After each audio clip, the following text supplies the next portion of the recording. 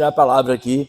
Gênesis capítulo 28, por favor. Gênesis 28, a partir do versículo 10. Gênesis 10, uma palavra, né, um versículo muito conhecido, mas eu quero compartilhar com vocês sobre os nossos sonhos, que tem a ver com ceia, que tem a ver com a nossa comunhão com Deus. Eu quero mostrar, gente, a importância do sonho. Partiu Jacó de Berseba e seguiu para Harã. Tendo chegado a certo lugar, ali passou a noite, pois já era sol posto, tomou uma das pedras do lugar, fê-la de seu travesseiro e se deitou ali mesmo para dormir. E sonhou, e eis posta na terra uma escada cujo topo atingia o céu, e os anjos de Deus subiam e desciam por ela. Perto dele estava o Senhor e lhe disse: Eu sou o Senhor, Deus de Abraão, teu pai, Deus de Isaque, e a terra que agora está deitada, te darei a ti e a tua descendência. A tua descendência será como o pó da terra, estender-se-á ao ocidente para o oriente, do norte para o sul, e em ti, na tua descendência, serão abençoadas todas as famílias da terra. Eis que estou contigo, te guardarei por onde quer que fores, e te farei voltar a essa terra, porque te não desampararei até cumprir aquilo que te hei referido.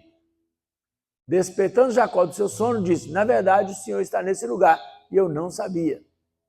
E temendo disse: Quão terrível é esse lugar, ou temível. É a casa de Deus, a porta do céu. Agora Gênesis, não, aí tá bom. Agora Gênesis 17, Gênesis 15. Gênesis 15. Gênesis 15. Não, capítulo 15. É o capítulo. Isso. Vai passando os versículos devagarzinho. Deixa eu ver o que eu quero. Vai.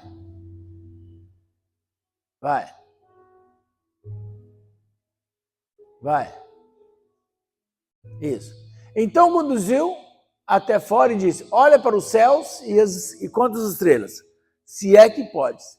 E lhe disse: Será assim a tua posteridade. Aí pode tirar. Eu coloquei 2 tipos de sonho. Eu não li tudo por causa do nosso tempo, para a gente aproveitar bem o tempo aqui, tem as orações para fazer. 2 tipos de sonho. Um é o sonho que a gente sonha dormindo, e o outro sonho que a gente sonha acordado. É legal a gente, né, ir aprendendo as coisas, que de acordo com algumas pessoas, né, nós sonhamos todas as noites. Para a psicanálise, nós sonhamos todas as noites, né? E mesmo que você não se lembre, e mesmo as sonhos que você se lembra, você lembra alguns fragmentos e você se lembra por um certo tempo. Daí a pouco você vai esquecendo, a não ser aqueles sonhos assim, muito, muito pontuais, em que você consegue lembrar por mais tempo os detalhes do sonho. E todos eles têm importância para nós, mas cada um vai ter sua teoria, o seu jeito. Uns vão falar que é pesadelo, outros falam que é barriga cheia, outros falam que é o inconsciente, outros falam que é o capeta, outros falam que é Deus. Cada um fala o que achar que deve falar. Eu não quero entrar disso que eu quero falar. Eu quero falar do sonho que você sonha dormindo, seja lá o que for, e o sonho que você tem de projeto, de plano. Por quê, gente? Olha só, a nossa série de ressurreição dos sonhos, ela é muito importante para que mantenha a gente vivo. E a ceia faz parte de um sonho. Qual o sonho? O sonho de estar na eternidade. Paulo falou assim: se a gente esperar em Deus somente nessa terra, somos os mais miseráveis. Ou seja, aqui é muito curta. Por mais que você viva, se você viver 100 anos, né, já vai estar subindo a média bastante, mesmo assim, será assim, muito pouco comparado ao que é a eternidade. Sem contar o tempo que tem a humanidade na Terra, fora a eternidade, que não tem fim. Quer dizer, o que vale 100 anos? Quase nada. A vida é assim, ó. Ela acaba sendo sem graça. Vira e mexe, você tem notícia de alguém que faleceu. E aí? E aí acabou. Para aquela pessoa, acabou. A única forma de não acabar é você deixar um legado, é você fazer algo que possa transcender a sua existência. Então, quando isso acontece, sua vida tem um sentido. Então, quando eu falo de sonho, muita gente pensa assim, o pastor está falando de sonho e eu não quero comprar carro, não quero comprar moto, não quero comprar casa, eu não quero ir para a escola. Mas sonho não é só isso, não. É muito mais do que isso. Esses sonhos, eu cito alguns, que são os mais comuns. Dependendo do público que você está falando, por exemplo, se eu estiver ministrando para jovens e adolescentes, o primeiro sonho que eu vou falar é o quê? O sonho de namorar ou aqueles que estão namorando, o sonho de casar. Por quê? São sonhos que são mais recorrentes no meio de um público mais jovem e adolescente. Então, a gente precisa saber com quem a gente está falando, para quem a gente está falando e aquele momento de reflexão. Agora, o que eu quero mostrar é que para todo sonho existe um caminho a percorrer. Eu venho falando, né, já aprendi uma frase há muito tempo que diz assim, a direção é mais importante do que a velocidade. E às vezes nós focamos muito na velocidade. Tudo que nós queremos, isso de forma geral, tá, gente? De maneira geral. Mesmo aquele que não expressa, não verbalizam aquela ansiedade, ela fica ansiosa. Isso é natural, faz parte da nossa natureza. Natural porque vem da nossa natureza. A nossa natureza nos leva a ser ansiosos. Porque se a gente não tivesse ansiedade nenhuma também, não é compatível com a vida. Tem que ter um pouco de ansiedade. O medo é importante. Eu já falei isso, se não fosse o medo, você pulava da laje, você entrava na frente do ônibus, você fazia, né? Você punha a mão no fogo. O medo faz você preservar a sua vida. Tem coisa na vida da gente que é da nossa natureza. É para preservação da espécie. Então a gente precisa compreender isso. Aí eu li o texto aqui de Jacó. Jacó sonhou e ele teve o sonho de Deus. Tem gente na igreja que já sonhou, dormindo mesmo, e Deus mostrou para ela algo. Só que ela acordou e ficou paralisada. Deus te mostra o sonho, mas na maioria das vezes ele não te mostra o processo que você vai passar por ele. Porque muita gente se engana, eles acham assim, se é de Deus, vai ser fácil. Você está muito enganado. Você está muito enganado. O sonho de Deus de salvar a humanidade custou o sangue, custou a vida de Jesus, custou o Filho do próprio Deus. E por que você acha que o seu sonho vai ser moleza? O seu sonho tem que ser conquistado dia a dia. Às vezes você sonhou alguma coisa, né? Como eu sempre começo falando de família. Gente, sonhar com uma família perfeita, sonhar com a família ideal, como eu coloquei lá no canal, né? Família real, família ideal e família real. A gente idealiza uma família perfeita. Agora, para ter uma família perfeita, nós temos que trabalhar pesado. Trabalhar no dia a dia. Primeiro, em nós. Depois, no casal, né? Você e seu cônjuge. Depois, você e seus filhos. Depois, você e seus netos. Por quê? Família é uma construção. A gente estava aqui sexta-feira na escola conjugal. É um trabalho da região que vai ser feito. Aqui já foi feito algumas vezes, vai ser feito ou mais vezes, né? A escola conjugal reúne-se os casais e a gente vai trabalhar nos fundamentos. Gente, o pessoal está muito enganado com o casamento. Se lesse a Bíblia, se você tem um sonho de ter uma vida, né, de acordo com a vontade de Deus, a primeira coisa que você tem que saber é você ler a Bíblia. Eu não gosto de ler, não sei ler, minhas vistas cansam. São coisas que eu sempre ouvi, né? Hoje em dia, tem Bíblia narrada, tem Bíblia no YouTube, tem Bíblia narrada por homem, por mulher, tem Bíblia, tem todo jeito. Você não precisa ler, você coloca lá e começa, se eu escutar isso eu durmo. Dorme! Não, você acordar, você escuta de novo. Está lá por sua conta mesmo. Ou então, ouça em pé. ouça fazendo atividade física. Aí você não é você vai dormir correndo. Quem dormir correndo, aí tem que te internar. Porque se você começar a arrumar... Gente, olha, tem gente que arruma desculpa para tudo. Quer se esquivar de toda responsabilidade.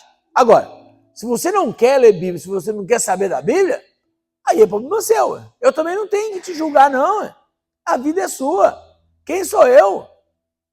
Prove cada um a sua boa obra, terá louvor nela e não em outra. Em Gálatas 6,4. Tem anos e anos e anos que eu falo esse mesmo versículo. Gálatas 6,4. É um dos principais para mim. Por quê? Porque fala assim, cada um tem a vida que... É até pesado falar isso. É pesado falar isso, mas eu vou ter que falar assim mesmo. Já comecei? Cada um tem a vida que planejou ter, consciente ou inconscientemente. Não é que merece. Não estou falando de merecimento. Que merecimento parece que é uma coisa mais pesada, fica uma coisa que vem assim, automaticamente. Mas é aquela vida que você trabalhou para ter. Porque tem gente que quer ter um casamento fortalecido, mas não quer pagar o preço. Gente, não tem como. Não existe vida fácil para ninguém. Se você quer ter uma vida bem-sucedida em qualquer área, aí vem para o sonho quando você sonha acordado. Tá? Então, voltando aqui. O sonho de Jacó, ele estava dormindo. Deus mostrou para ele. Talvez Deus tenha mostrado para você. O sonho de Abraão, já Deus falou assim, olha as estrelas do céu. Sonhe, meu filho. Abra a mente, meu filho. Pelo amor de Deus, olha lá. Gente, era uma coisa assim, inconcebível. Porque ele não tinha nenhum menino. Ele não tinha nenhum. E Deus falou, olha as estrelas do céu. É menino demais, não dá para contar. Assim será a sua descendência. E ele deve ter pensado, mas não tem nenhum. Mas é porque nós olhamos o presente, nós olhamos circunstâncias. Deus olha o poder dele, o que ele pode fazer em nós é muito maior do que a gente consegue imaginar. O que os olhos não viram, o que os ouvidos não viram, o que não chegou ao coração da pessoa é o que Deus tem reservado para aqueles que o amam. Quem está entendendo, diga amém. Agora, irmãos, tem que pagar o preço. Agora eu vou voltar aqui no preço a pagar. Deus mostrou para Jacó aquilo ali. E aí,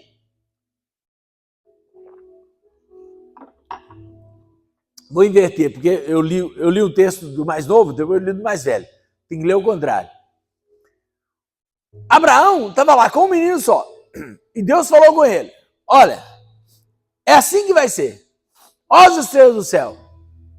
Aí, daí a pouco, nos versículos seguintes, ele falou assim, o que eu faço para ter certeza? Ele sacrifica. Primeiro é o sacrifício. Primeiro é você crer. Segundo é sacrificar. Depois do sacrifício, ainda teve vários e vários anos para que fosse se cumprindo a promessa de Deus. Inclusive, a nossa presença aqui está se cumprindo a promessa que Deus fez a Abraão. Porque lá em Gálatas, capítulo 3, fala que todos aqueles que são de Cristo são filhos de Abraão. Quem é de Cristo e que diga amém? Então você é filho de Abraão. Nós também somos descendentes de Abraão. Por que Abraão tem milhares e milhões de filhos hoje em dia, filhos na fé? Porque todos aqueles que estão em Cristo são filhos de Abraão. Está em Gálatas capítulo 3, versículo 9, 14, 29. Se você quiser ler depois, você vai perceber isso.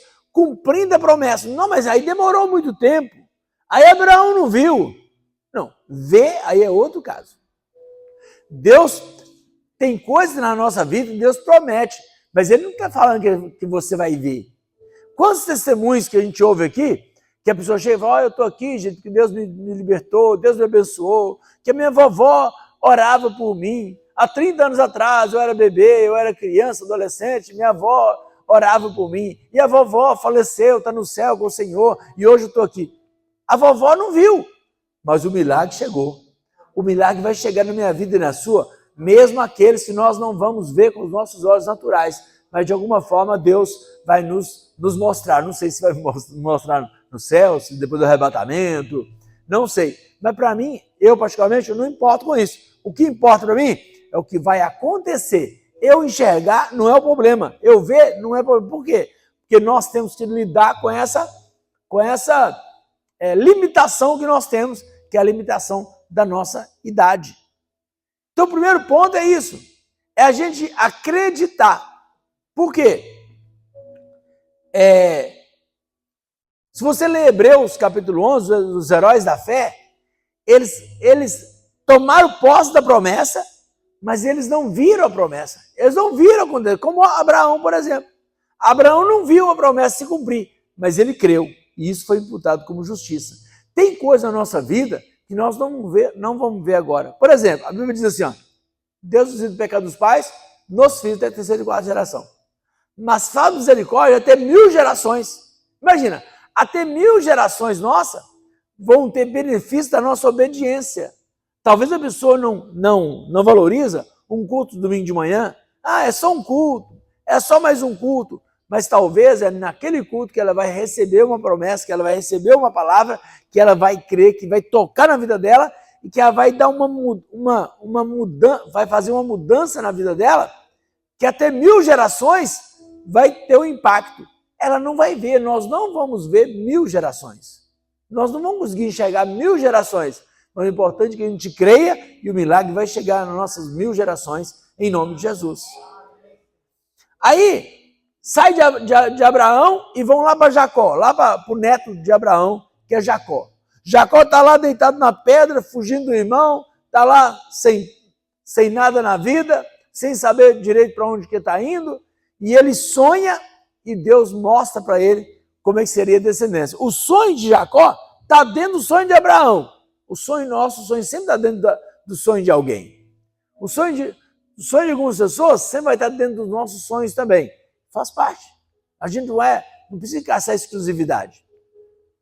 Aí, Deus mostra Jacó que ele vai ter uma vida de prosperidade, uma vida abençoada. Aí ele acorda e ele sacrifica, joga o óleo, faz ali um altar e ele fala, se o Senhor me levar e me trouxer, eu vou ser dizimista, eu vou fazer isso e aquilo. E aí ele faz um voto a Deus. E ele vai. 20 anos depois, gente, 20 anos é muita coisa. 20 anos trabalhando, 20 anos. Porque a questão do trabalho é assim, você trabalha 20 anos por alguma coisa, não quer dizer que você vai chegar lá naquele ponto. Daquela forma que você idealizou. Por exemplo, em 2018, nós começamos uma faculdade de psicologia. Eu estou há 2 meses do paraíso. Né? Do paraíso da formatura. Agora, quem garante que daqui a 2 meses eu cheguei no meu grau máximo de profissional em psicologia? Ninguém me deu garantia. Ninguém, nem Deus, nem ninguém. Só foi uma possibilidade de aprendizado. E eu preciso contar com essas possibilidades. Tem coisa que é possível, tem coisa que é provável. Tem coisas que são as duas coisas. Possibilidade é uma coisa, probabilidade é outra coisa. Mas não vou entrar nesse assunto, não. É só um detalhe que eu lembrei de falar. Então, assim, 5 anos e pode ser que alguns estudantes não cheguem a lugar nenhum. São 5 anos de trabalho, de investimento, de sofrimento, de aperto, de sufoco, para depois, para alguns, não chegou a lugar nenhum. Para outros, 5 anos, que na hora que terminou 5 anos, se encontrou numa profissão, se encontrou numa posição que pode ajudar pessoas, pode ter um bom retorno financeiro também. Não estou estudando para atender ninguém de graça, porque um dos pontos principais da psicologia é que o atendimento de graça não funciona. E eu sei muito bem que não funciona. Aqui na igreja, por exemplo, quantas e quantas vezes, inúmeras vezes, eu chamei algumas pessoas para conversar e falei assim, olha, semana que vem a gente conversa de novo. Daqui 15 dias a gente conversa de novo. A pessoa não voltou. Por quê? Porque como aliviou um pouquinho, ela achou que o problema resolveu. E aí, não volta mais. Por quê? Porque não custa nada. Esse é um dos pontos que o trabalho da psicoterapia tem que ser cobrado. Mas não é problema para o psicólogo. Por quê? Isso acontece com quem a gente ama, com quem a gente tem vínculo emocional. Ou seja, amigos e parentes. Psicólogo não pode atender nem amigo, nem parente. Então, a pessoa chegou, falou, preciso de atendimento psicológico. Falei, tantos reais, é caro. Falei, ótimo, está tudo bem. Não pague, a saúde mental é sua. Se você quiser pagar, você paga. Se você não quiser, qual a garantia que eu te dou? Nenhuma. É você que tem que dar a garantia. Porque, gente, a vida nossa é a gente que trabalha nela. Eu estava atendendo um paciente e ele falou, realmente eu não dou conta. Eu falei, então não dá. Ué. Se você disser que pode, que não pode, você está certo. Porque se você disser que pode, você vai trabalhar para fazer. Se você disser que não pode, você vai sabotar a sua própria vida. A vida é sua, a mudança é sua. O psicólogo só te ajuda naquele processo. Porque se você não quiser pagar o preço, que é o preço do sonho.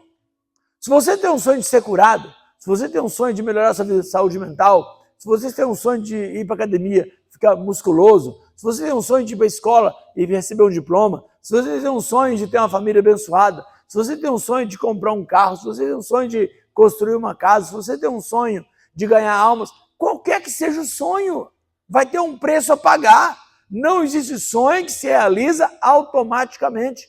Tem pastores que falam assim, agora é só esperar que as coisas vão acontecer. Não vão acontecer. As coisas não acontecem, principalmente para o lado positivo. Pode acontecer naturalmente para o lado negativo. Aí pode acontecer. Tem coisa que acontece naturalmente para o lado que a gente não quer, infelizmente. Então, tem muita gente assim, ó. A Bíblia fala assim, se o Senhor não edificar a casa, em vão trabalhos que edificam. Inútil é levantar cedo, dormir tarde, comer pão de dores. Presta atenção. Inútil é levantar cedo, dormir tarde, comer pão de dores. Para quê? Para edificar uma família. Mas levantar cedo, dormir tarde, comer pão de dores, compensa. Para você comprar uma casa, para você estudar, para você fazer um curso, para você fazer uma viagem, para você fazer alguma coisa na sua vida, vale a pena. E funciona. E a gente, de vez em quando, a gente faz isso na vida. Trabalha mais, estuda mais, dorme menos, faz um monte de coisa. Por quê? Por causa de um projeto de curto prazo ou médio prazo. Agora, para a família, não. Para a família não adianta você fazer isso. Para a família é o dia a dia. Para a família é você focar no que é mais importante da sua família, que é o tempo de qualidade com a sua família. Marido e mulher que não tem tempo para o outro, está jogando esse casamento fora. Pastor, mas a gente não se entende mais. Procura o pastor, procura uma terapia, procura um psiquiatra, procura o sogro e a sogra, procura o seu pai e sua mãe, procura ajuda, procura escola conjugal, procura alguém que possa te aconselhar, alguém que possa te ajudar. Procura ajuda enquanto dá tempo. Porque isso não resolve sozinho, não se resolve automaticamente. Gente, são muitos problemas conjugais que são fáceis de resolver. Simples demais, só que o pessoal não estuda o assunto, como eu já disse aqui.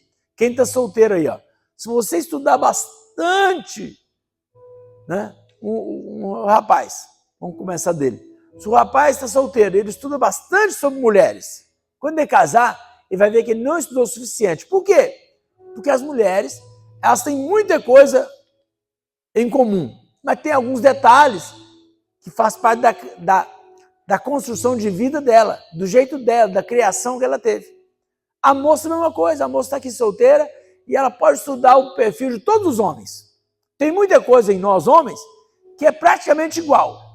É assim, muito parecido, mas tem detalhes que é característica daquele homem. Gente, lembra disso. Tem uma música que a gente gosta de cantar, que ela é bonita, né? Da raridade. Mas você não é raridade, você é único. Não tem ninguém igual a você. Então, por mais que a gente estude o ser humano, cada um tem o seu jeito, tem a sua forma de pensar, a sua forma de agir.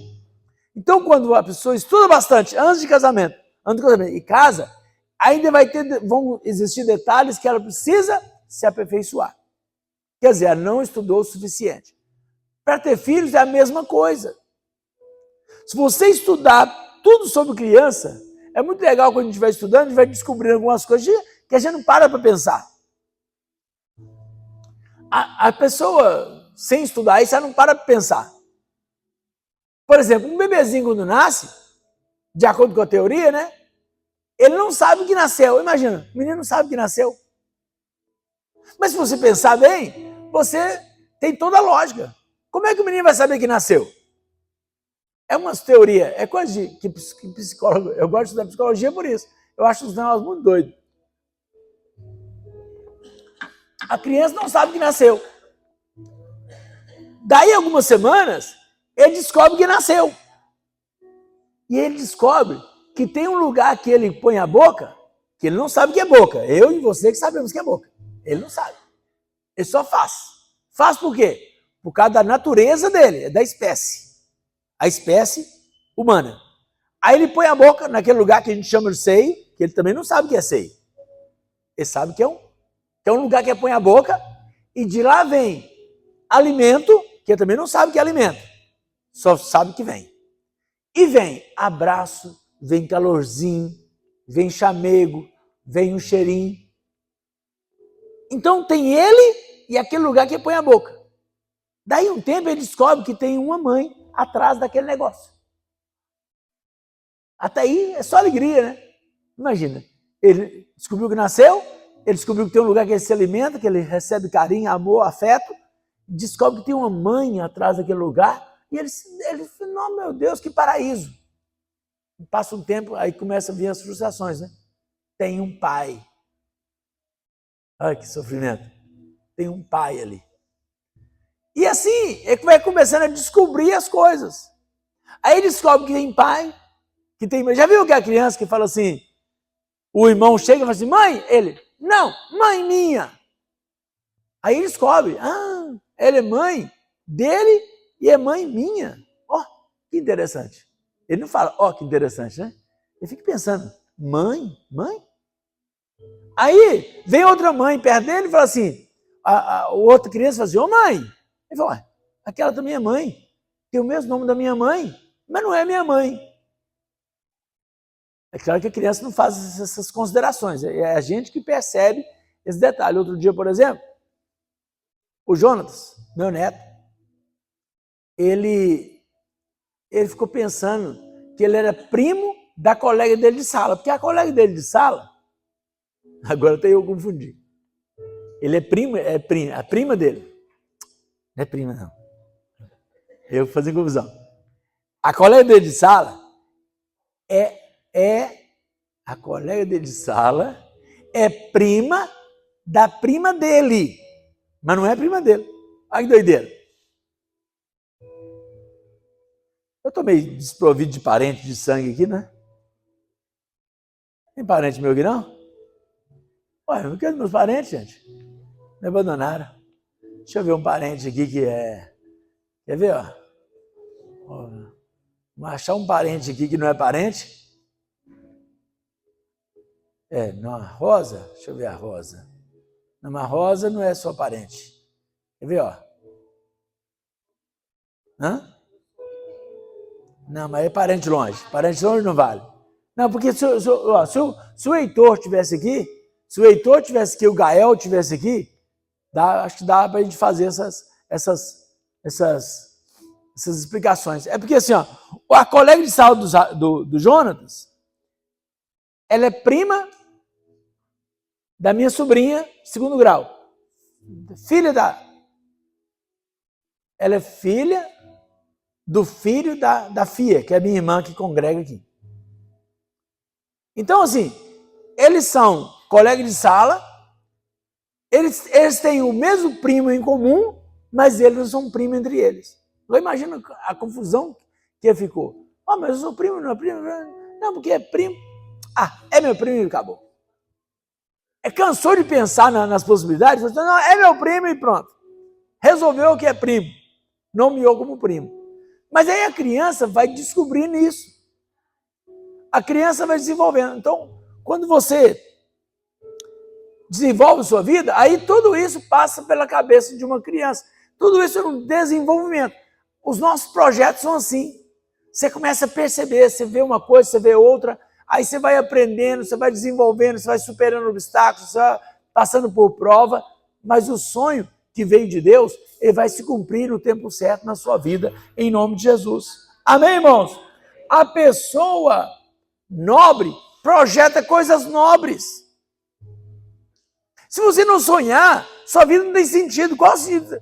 Por que você está aqui nessa manhã? Eu quero fechar nesse ponto. Por que você está aqui nessa manhã? Tem gente que só veio. Tem gente que vem. Ó, quem vem à igreja, não é o caso, né? Acho que todos vocês aqui. É até bom, eu posso falar com mais facilidade. Todos vocês aqui, vocês congregam regularmente.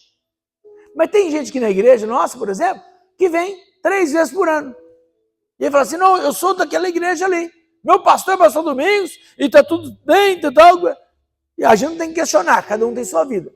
Mas aqui, como que você vai num lugar 3 vezes ao ano? 4 vezes por ano? Qual projeto você tem? Mas você vai na escola 4 vezes no ano, você toma bomba. Se você voltar na sua casa 3 vezes por ano, você perde sua família. Como é que uma igreja a pessoa pode participar tão pouco e achar que está vivo? Ou talvez você que está aqui, você vem regularmente, mas eu questiono assim, você é ativo ou é passivo? Você participa ativamente ou você só é espectador? Você fica assistindo. Não, eu assisto assim, eu participo assim, eu sirvo a Deus assim. Mas serve o quê? Qual que é o serviço que você presta a Deus dentro de uma comunidade, dentro de uma congregação? Como que você vai chegar no seu sonho sem investimento, sem gastar energia com isso? Porque o sonho gasta energia. E é isso que eu queria falar nessa manhã para a gente participar da ceia. Gostaria que você ficasse de pé para a gente orar. Pode desligar, Regina, por favor?